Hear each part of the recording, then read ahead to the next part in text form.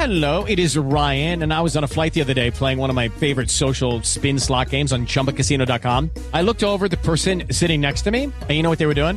They were also playing Chumba Casino. Coincidence? I think not. Everybody's loving having fun with it. Chumba Casino is home to hundreds of casino-style games that you can play for free anytime, anywhere, even at 30,000 feet. So sign up now at ChumbaCasino.com to claim your free welcome bonus. That's ChumbaCasino.com and live the Chumba life. No purchase necessary. VGW. Void where prohibited by law. See terms and conditions. 18+. My fellow Americans, welcome. It's Eric Erickson here. The phone number is 877-973-7425. If you want to be on the program, happy to have you be on the show. But before I get to any calls, I want to talk about the economic news that's out there right now. Let me read you a couple of blurbs. This from Axios. The stock market jumped as the Federal Reserve hinted that significant rate cuts were coming next year. Hopes that rate hikes are finished have fueled this year's 22% rise in the S&P 500.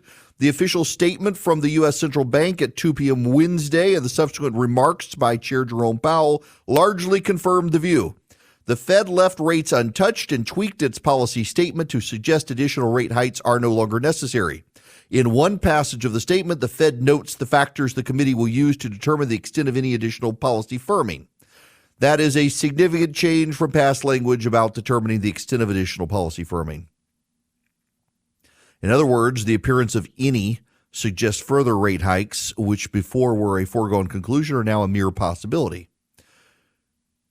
We added the word any as an acknowledgement that we believe that we are likely at or near the peak rate for this cycle. Most top Fed officials now foresee cutting rates 3 or 4 times in 2024.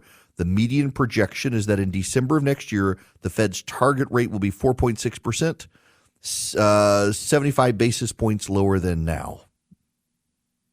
The yield on the U.S. 10-year Treasury note, one of the most widely followed measures of interest rates, plunged below 4% Thursday morning, meaning treasuries don't need as high an interest rate to induce people to buy them because stability is coming. Now, there's another headline. This is from the Wall Street Journal. Where did it go? Here it is. Sorry. They refreshed and then the screen went blank.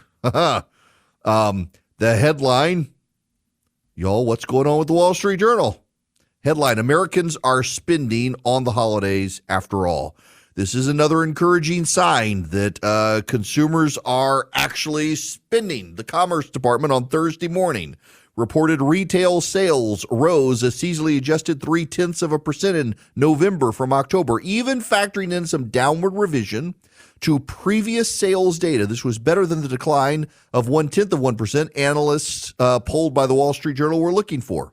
It's just the latest indication that despite the downbeat attitudes Americans profess in polls, a strong job market and continued reserves of savings built up early in the pandemic are giving them the wherewithal to keep shopping.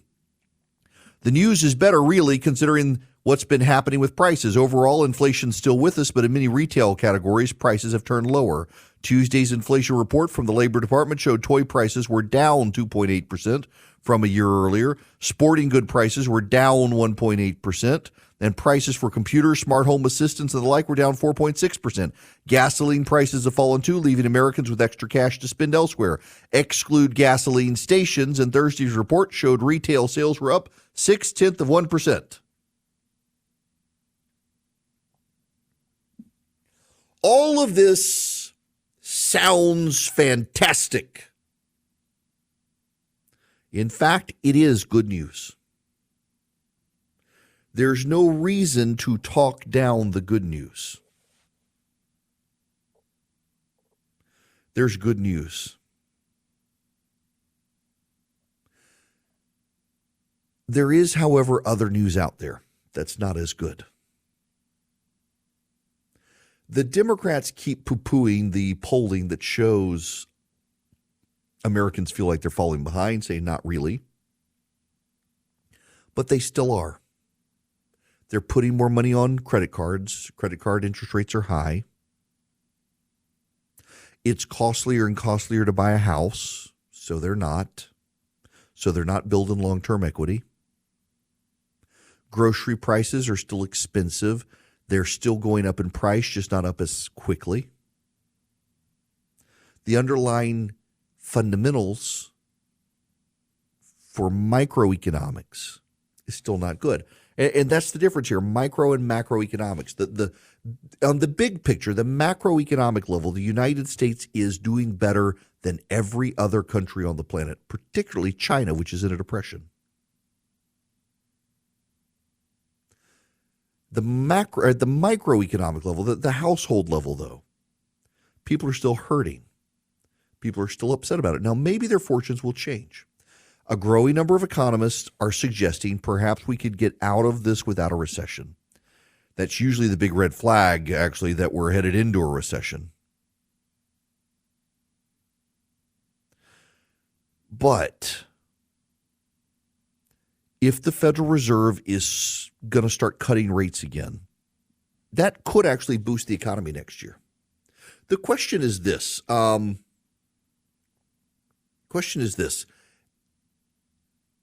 If they cut rates and it provokes inflation, because, let's be honest, neither the Democrats nor the Republicans have any impulse control when it comes to spending. So if they cut rates again and then it provokes more inflation and they have to raise rates again, that's going to wobble the economy. And when the wobbling starts, people are going to get hurt and fall off the economy. The data looks so good, y'all. It looks so good. And it looks like the Federal Reserve, despite the stuff the Biden administration has done, actually the Federal Reserve has done a good job of trying to tamp down inflation without wrecking the economy. It looks that way for now, but looks can be deceiving.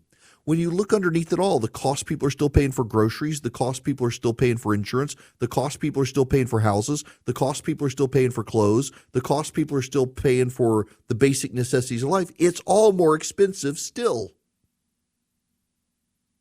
So people, they get this, they've gotten pay raises, and the pay raises have been eaten up by the cost of living.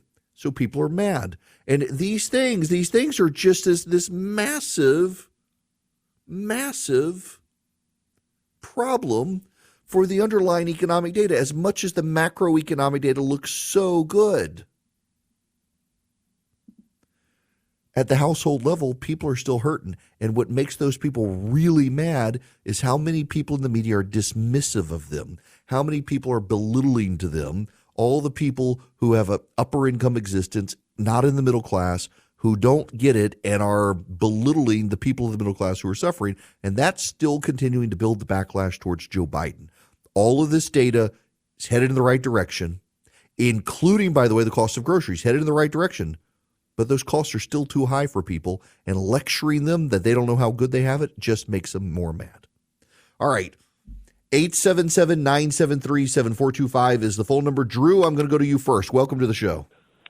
Yeah, hey, look, I wanted to say that I feel that the Republicans are kind of like playing victim because they in hot water with January 6th and trying to get Trump back in there. They're going to have to throw the Democrats under the bus, saying that we hate the Jews and we on the terrorist side, because they don't want to focus on January 6th and Trump trading the country again. They want to focus on the economy, making it sound like it's Biden bad and we all going to die if Trump don't get back in there. But you heard he say he's going to rule the country the way he did before, right? Yeah. I mean, Trump ain't changed. It's just that the Republicans are trying to throw the Democrats under the bus to get the eye off the ball that, you know, the 91 counts don't matter. He didn't do nothing. I mean, are you with January 6th or not? Drew, you're doing to the Republicans what you say the Republicans are doing to the Democrats. So we got to focus on January 6th, 2021? Drew, really? You want to focus on January 6th, 2021? How about now? You say the Republicans, you yourself said the Republicans want to focus on the economy. You're damn right the Republicans want to focus on the economy. Joe Biden broke it. Yes, I remember what Donald Trump did in office. He brought down inflation. He raised the job rate for black Americans. He raised the job rate for women. He lowered the unemployment rate. He did a good thing killing Qasem Soleimani. You want me to denounce all of that? You're obsessed with January 6th of 2021. Republicans are obsessed with the here and the now and the broken economy. You're absolutely right. We're going to focus on the economy. You're absolutely right. We're going to focus on the progressives marching to the streets for Hamas. You're absolutely right. We're going to focus on the Democrats who think there's no difference between boys and girls. You're absolutely right. We're going to focus on the Democrats being unable to side with an anti-Semitism resolution in the House of Representatives because they're afraid of alienating themselves from the pro-Hamas supporters. You're absolutely right. If you want to keep focusing on January 6th, you focus on January 6th all you want. I'm happy to help you focus on January 6th. You keep that focus on January 6th all you want while the rest of us talk about Joe Biden's bad economy, Joe Biden's bad on education, Joe Biden and the wokes, Joe Biden and the Hamas supporters, Joe Biden and the pro-Palestinian, anti-free speech people who are harassing Jews in America. Yes, we will focus on all of that, and you can whine about January 6th. Because, you know, everyone who is going to vote this coming November will have lived through the Trump presidency and the Biden presidency, and will remember that for all of Donald Trump's faults, and there are many, they had a job and groceries were cheap, and we weren't at war in Ukraine or in Israel. All that stuff happened when Joe Biden became president. Are you better off today than you were 4 years ago? According to the data, 76% of Americans say no. No, I am not. And that, Drew, is on Joe Biden, not Donald Trump. That's the fallout of Joe Biden's policies. You can scream about January 6th as it's the worst thing ever in your mind, but I'll tell you what's worse. Chopping the heads off of babies and putting children in ovens and baking them alive and tying fathers and sons together, pouring gasoline on them and striking a match to burn them alive. And that's what Hamas did. And that's something that too many Democrats, including too many college professors and college presidents, can't morally denounce without both sidesing the situation. And Americans right now want moral, clear leadership. And believe it or not, as much as an immoral person Donald Trump is, and yes, I do think he's an immoral person, he provides greater moral clarity on the innate nature of evil than Joe Biden's administration can, because Joe Biden's administration can't alienate themselves from the pro-Hamas Democrats out there marching to the streets chanting genocide to the Jews. So yeah, focus on January 6th all you want. We'll focus on every other issue and see what voters vote for. Hello, welcome. It is Eric Erickson. The phone number is 877-973-7425. Let's squeeze in a phone call here from Walt. Welcome to the show, Walt. How are you? Walt? Yes, this is Walt. Hi, Walt. It's Eric Erickson. I'm talking to you on the radio. Well, thank you. Appreciate you taking my call. Yeah, Walt, you're on a speakerphone, and I can't really, the listeners and I can't really understand you. Let me pull it up close. Is this better? All right, Walt. Nope. Sorry, man. Sorry. Nope. The call quality was not sufficient for everyone else on radio. I apologize. If you can get to a non-speakerphone, feel free to call back. But yeah, that's not going to work. Okay, we got to move on to other stuff. We got a lot of other stuff we have to talk. I've got so much stuff that I need to talk about, and I don't know that I'm going to be able to get to it. But have y'all heard about the it's the wind turbine project off the East Coast? This is one of those weird things where the environmentalists are at odds with each other. So they've been building these windmills off the East Coast, the Delaware, Rhode Island region, and it's causing whales to come ashore and killing a bunch of whales. And the Biden administration decided it was fine to kill the whales because we wanted the wind power. That's right. Kill the whales because we want the wind. But finally, local governments have stepped in and they're killing the project because they won't admit to it publicly, but privately they're saying, yeah, it turns out they're killing the whales.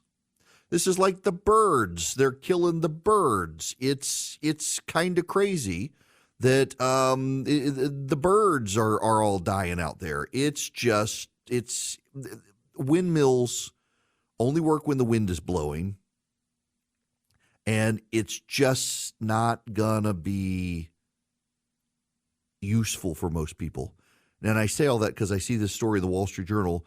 Named after the mythical sea monster, the Charybdis is going to be the first vessel allowed to pick up turbine parts from U.S. ports, haul them into the ocean, and construct skyscraper-sized windmills. Backers herald the project as part of a burgeoning boom in green manufacturing, but those hopes face mounting threats. The ship's construction is running behind schedule and over budget. Developers that chartered the ship for projects off the East Coast have scrambled for backups, and the pipeline for new vessels is running dry because shipbuilders are looking at similar projects with caution. Such supply chain snags, coupled with inflation and interest rate hikes, have busted project schedules, hammered developers' expected returns, and pushed up what Americans will ultimately pay for offshore wind power. Investors and developers fear the U.S. market is in trouble before it really gets started. They're killing whales and bankrupted people, driving up prices of power on a windmill project at sea that's not nearly as efficient. Why will we not build nuclear power plants in this country? If you want all of the above, that's fine. Wind, solar, coal, natural gas, nuclear, but wind and solar only work when the sun is shining and the wind is blowing. We have got to build more nuclear power plants in this country. We've got to do it. And the left hates nuclear power. Why? Because ultimately, they want us as a society to recede. They don't want us to have unlimited clean power from nuclear power, because if so, our society could advance, and that advancement would be bad, according to the environmentalists. They simply are anti-growth and, frankly, anti-human. Great group pushing back on this sort of nonsense that advocates for nuclear power, advocates for free market solutions, is Americans for Prosperity, and they want you on their side.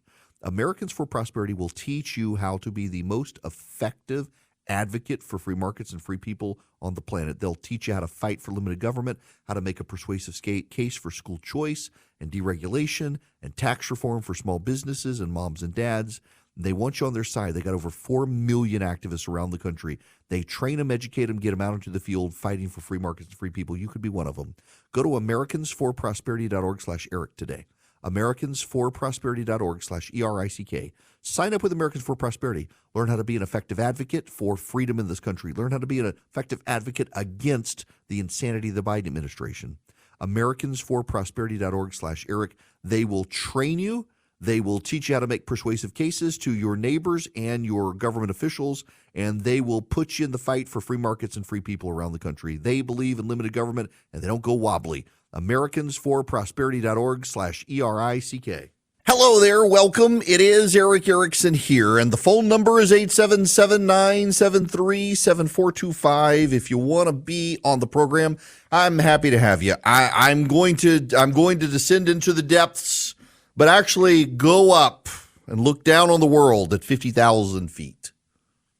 I want to give you some land, the lay of the land here. Been thinking about this one.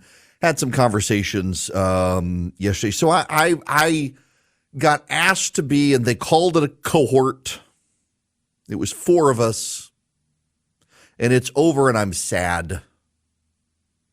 And so it was a friend of mine who's a pastor in Atlanta, Jason Dees. He's the senior pastor at Christ Covenant. If you're in the metro Atlanta area, just as a small plug for Jason, if you're in the metro Atlanta area and you're looking for a fantastic church community, Christ Covenant. I got friends at different churches in the area. Don't want to step on other people's toes, but my gosh, the community Christ Covenant has developed is phenomenal. And so Jason, my buddy, he's the senior pastor there, did this cohort. It was just 4 of us. I don't want to tell you who was in it, but we're over. It was 1 year, and I was like, can I just keep this one going? This is kind of like my safe space.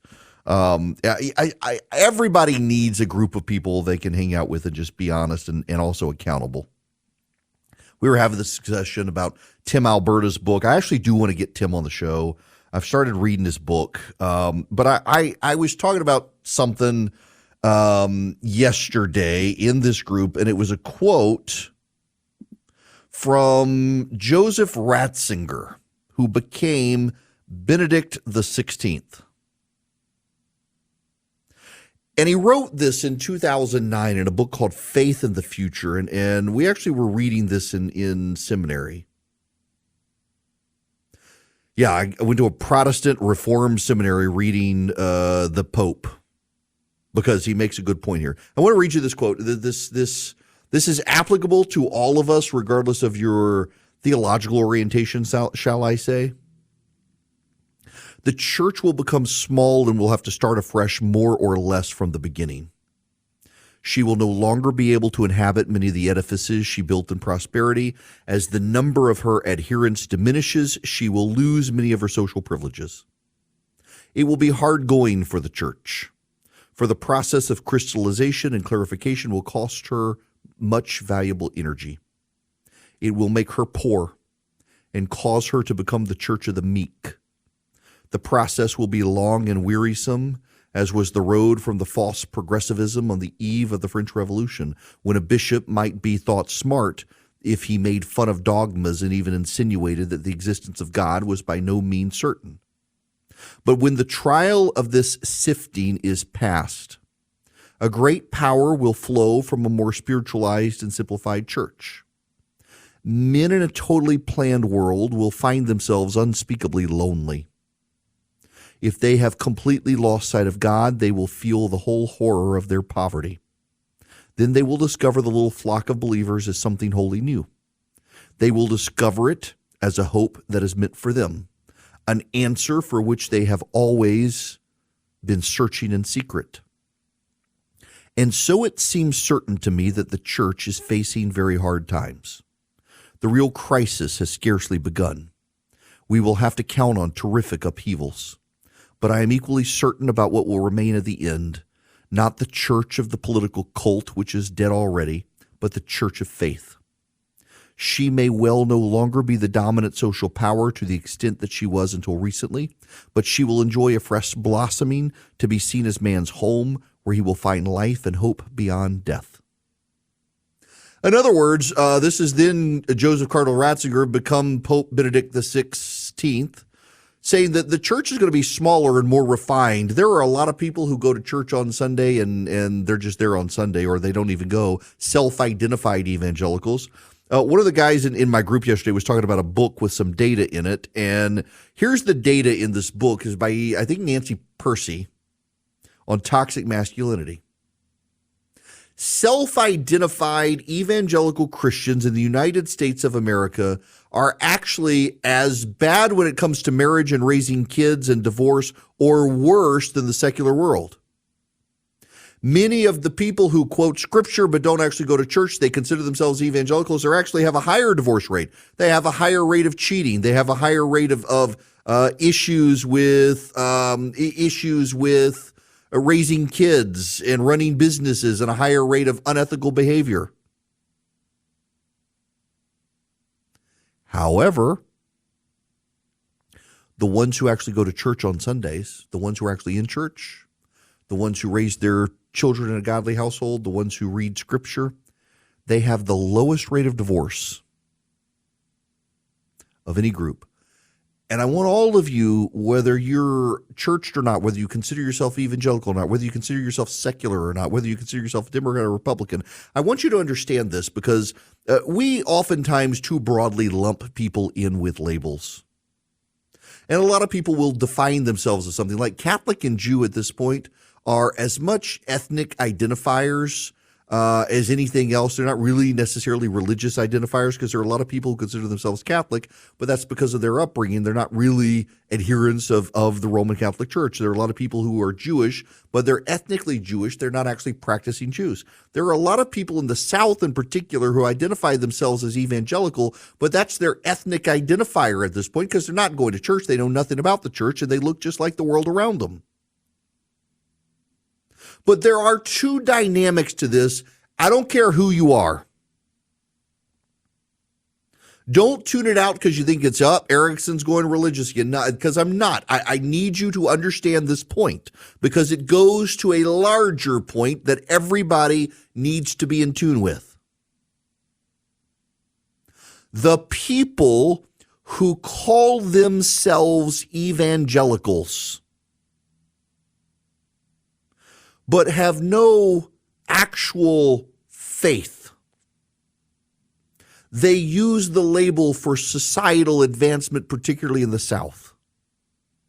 Those people actually are more prone to divorce than atheists. The people who call themselves evangelicals and don't go to church are actually more prone to unethical business behavior than atheists. The people who call themselves evangelicals but really don't go to church are more prone to having problems with their kids than atheists. The people who wield the word of God for their own gain and don't believe it are more likely to have divorces, more likely to commit adultery, more likely to have screwed up kids, more likely to engage in dishonest and unethical business practices. Funny how that works. But also understand this. The people who call themselves evangelicals, who actually go to church on Sundays, actually get their kids to church, actually take God's word seriously, they have the lowest divorce rate in the country. Of all groups, of all demographics, of all religions, evangelical Christians who actually go to church and raise their family in church have the lowest divorce rate, have the lowest rate of kids going nuts and losing their kids to the world, have the highest rate of business success. The people who take it seriously and behave accordingly. So this gets me into the larger quote here of where things are headed. I mentioned this earlier in passing. Let me now mention it more explicitly. In the 1990s, a lot of Southern Baptists, in fact, the Southern Baptist Convention, passed a resolution really calling out Bill Clinton on his character flaws. And a lot of the people who decided character counted in the 90s when Trump came along in 2016 said, well, I mean, we think it's a good thing, but it's not a deal breaker for us. And are now 8 years later thinking, how did we get this way? How do we have all these insane people in Congress and insane people on my own side? Well, when you decided character counted and you compromised on that issue, well, you compromised and gave away the House. Now we're seeing the same thing on abortion with the right. The number of people coming up who are, well, I was pro-life, but this is intolerable. I'm not really as pro-life as I said I was, and we need to compromise on this. What's happening here is the political idols of our day are being used by a higher power to force us to decide how far we're going to compromise. If it's all about power for you, you're going to win the world and lose your soul. At some point, you have to decide you're not going to compromise anymore to gain power, and you're going to be willing to lose. And when you lose, suddenly you win. That's the weird thing about faith is it's counterintuitive. You die to live, you lose to win. And too many people are playing the secular game. People who say they're people of faith, they're behaving just like everyone else around them. They're living their life exactly the way everyone else is. They don't actually take it seriously. They probably fundamentally don't believe it, and they're playing the same game. You don't have to play the same game. You don't have to play by the same rules. You can do it differently. And those who do it differently are going to shine. Just think about this for a minute.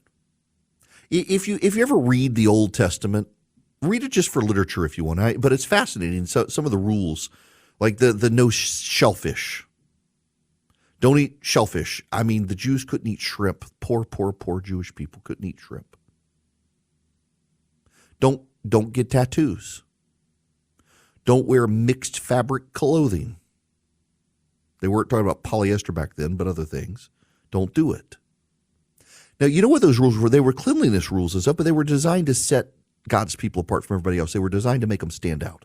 That and essentially, look at what happens to the culture today. Look at all the people having tattoos. It's a reflection of the culture that was around the Israelites when they went into the Promised Land, as all the other tribes around them had a bunch of tattoos and ate whatever they wanted. And here comes God saying, here, you do these things and you're going to set yourself apart and people are going to look at you interestingly. You fast forward to the New Testament, it's not the cleanliness laws, it's not the tattoos and things like that. It's the don't be litigious. The Roman pagan society was very litigious. Everybody sued everybody. It was sport. So don't be litigious. Be meek. Don't be boastful. Don't be braggadocious. Help the weary. Help other people. Love your neighbor. The Romans didn't have a very neighborly society. Next door neighbors didn't care for each other. They sued each other. And here comes Paul writing in Christ saying, do all these things and you're going to look completely different from everyone else around you. And what happened? They looked different. They looked happy. They weren't litigious. They weren't argumentative. They weren't bullies. They were happy and helpful and kind and friendly, and their neighbors could turn to them in times of trouble, and they would rescue the children from the abori. That is the trash heaps of the Roman Empire. Yes, you get the word abortion because the Romans would leave their children in the abori, the trash heaps, to die, and the Christians would go rescue the children and raise them and grow the family, and then they would get persecuted and executed, and they would be joyful all the way to painful death, and people were inspired by that. They grew the church. And the point here for you is not a theological point, it's this. If you look like the world around you, you're going to reflect the world around you, and don't be surprised when you start bellyaching about how bad the world around you is that you're reflecting it. You make a conscious choice to play by the rules of the society around you, or you don't. You don't have to play by the rules of society around you. You can do it differently. You can do it differently. And you probably should do it differently. The church should not be a political cult. I saw some pastor giving a speech at a Trump rally saying essentially that Trump is going to get elected and he will be God's judgment upon the world. No, he will not be God's judgment upon the world. Jesus Christ will bring God's judgment upon the world, and Trump ain't Jesus. Weaving your politics and your faith together makes you look just like the world where the secular religion is woven into the politics of the day. You don't have to do that. People are searching for something. And at this Christmas season, I just want to leave you with this. People are searching. People are hurting. People are isolated and lonely, and the world just seems out to get them, and the world seems upside down and crazy and insane, and they're looking for calm, they're looking for peace, and they're looking for a way through the slog. And you can provide them that with a smile and a kind word and the impression that you know something they don't know. And that something is a joy that they don't have. Men in a totally planned world will find themselves unspeakably lonely. If they've completely lost sight of God, they will feel the whole horror of their poverty. Then they will discover the little flock of believers as something wholly new. They will discover it as a hope that is meant for them, an answer for which they have always been searching in secret. Everyone's searching for a way through the world. You can be the light. You don't have to join the darkness. It is absolutely a choice. Y'all, I gotta put a plug in here for Help the Persecuted. 3 listeners of my flagship station, WSB in Atlanta, stepped forward and offered up combined $300,000 matching to those who donate to Help the Persecuted. And Help the Persecuted helps rescue people who have converted to Christianity in the Middle East who would otherwise be killed or jailed or punished. They help rescue them. They help rebuild their lives. They help them find meaningful income. And the organization always needs help this time of year in particular. If you're interested in supporting them, these three kind souls, I don't know who they are, offered up this matching grant, $300,000. You can text the word donate to 33777 and help the persecuted around the world. Text donate to 33777. I'm also going to send a link to Clark's Christmas Kids. Let me check the total here on Clark's Christmas Kids of where they actually are. 1,572 left. Just 1,572 gifts left. They could still use your help. And please, please, please, if you're willing, Clark's Christmas Kids tries to buy gifts for every child in foster care in the state of Georgia. So I got a lot of affiliates in Georgia, so I don't hesitate to bring this up, given I got close to 20 different stations in Georgia. If you text donate to 33777, I'll send you that link back to clarkschristmaskids.com. You can shop for an individual child in foster care, or you can just click the donate button, make a cash contribution, and you'll be able to help Clark's Christmas Kids. It's such a fantastic organization. Now, I got to tell you, I got to confess to you. This is a true confession. I hope you enjoyed today's program. This is something I should never admit to you. I had to drive back from Atlanta today, and I got stuck in traffic, and I literally showed up at my desk behind my microphone about 15 minutes before the show started. So my show prep was in real time the entire day. That's why I'm a professional and can do this. I went out last night with a group of friends. We've only gotten together. It's been 2 years since we've gotten together, maybe 3. And we had a fantastic time. And then I slept through my alarm this morning and had to scramble and drive back home. And so my show prep was done as the show went on today, but I managed to pull it off and produce a good show for everybody. I hope you enjoyed it. Now, I'll be back tomorrow. It's going to be an open line Friday. And I will be more willing to take your phone calls tomorrow. Ann's with me this week, screening calls as well. So I will see you guys tomorrow. Have a great afternoon. With the Lucky Land Slots, you can get lucky just about anywhere. This is your captain speaking. We've got clear runway and the weather's fine, but we're just going to circle up here a while and get lucky. No, nothing like that. It's just these cash prizes add up quick. So I suggest you sit back, keep your tray table upright, and start getting lucky.